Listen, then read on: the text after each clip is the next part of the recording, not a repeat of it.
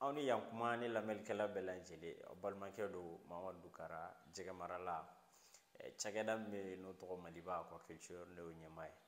ye bi n bɛna masala kɛ aw ye masala min bɛ tali kɛ jɛgɛ mara kan toujours jɛgɛ mara an ka dɔn k'a fɔ baara do bi baara min bɛ ka sankɔrɔta sɔrɔ an ka jamana kɔnɔ dɔɔni alors a ka kan kunnafoni ɲuman an k'o dɔn tagasira minnu bɛ yen jɛgɛ mara hukumu kɔnɔna la a ɲuman an ka se k'o dɔn bi n bɛna baro kɛ mun kan o ye fɛn jumɛnw de ɲininen bɛ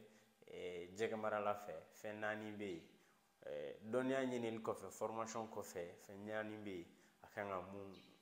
lasigi sen kan yanni a ka baara in daminɛ fɔlɔ o ye mun ye o ye site i ka projet bɛna kɛ yɔrɔ min na projet bɛna kɛ yɔrɔ min na i ka se k'o yɔrɔ k'o matarafa k'o bila kɛrɛfɛ genre o b'a to i b'a dɔn exactement minɛn sugu jumɛn de bɛ yen n'o bɛ se ka kɛ e ka yɔrɔ la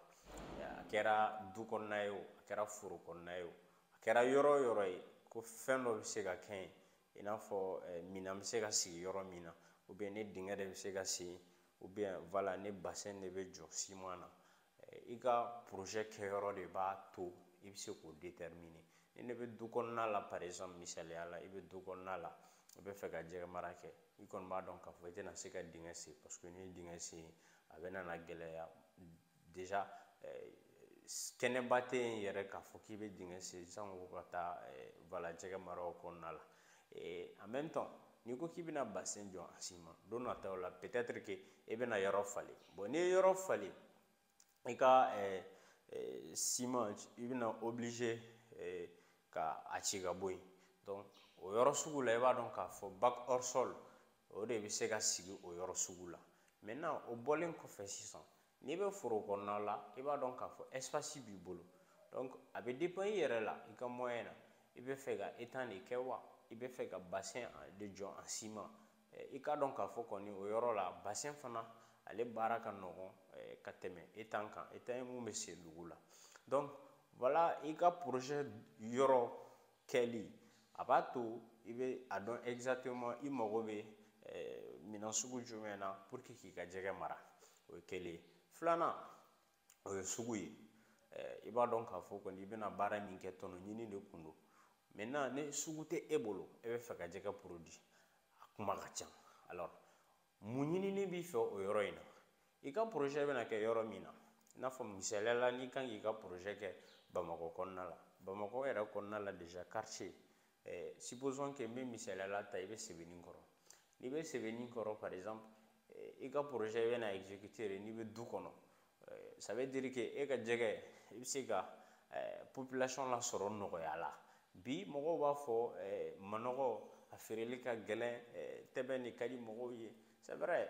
Mali kɔnɔna la recette fana b'an manqué tɛbɛnko manɔgɔko fanfɛla la dumuni dilancogo ani manɔgɔ yɛrɛ recette o bɛ vraiment o bɛ anw manqué kosɛbɛ o caman tɛ anw bolo donc ce qui fait que bi mɔgɔw ɲɛsinlen bɛ tɛbɛn ninnu ma kosɛbɛ dumuni fanfɛla la mais je pense que kow bɛ ka yɛlɛma dɔɔni mɔgɔw bɛ ka commencer ka manɔgɔ consommer mɔgɔw bɛ manɔgɔ dun bi yɛrɛ kɛrɛnkɛrɛnnenya la alors i ka dɔn k'a fɔ i ka yɔrɔ la sugu jumɛn de jɛgɛ jumɛn de fɛlen don kosɛbɛ ni e bɛ se k'i ɲɛsin o ma certes bi il faut reconnaître que jɛgɛ dɔw bɛ yen olu production a tɔnɔ ka dɔgɔ franchement a tɔnɔ ka dɔgɔ mais cɛsiriw bɛ ka kɛ an yɛrɛ ka cakɛda fɛ kosɛbɛ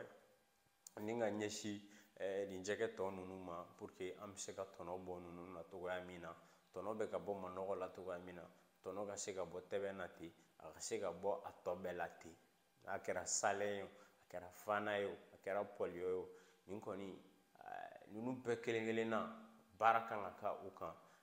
ni ka se k'u tɔnɔw labɔ alors o kun ye filanan ye i k'i ka sugu dɔn genre ka dɔn k'a fɔ n ka sigida la a bɛ se ka kɛ manɔgɔ de fɛlen don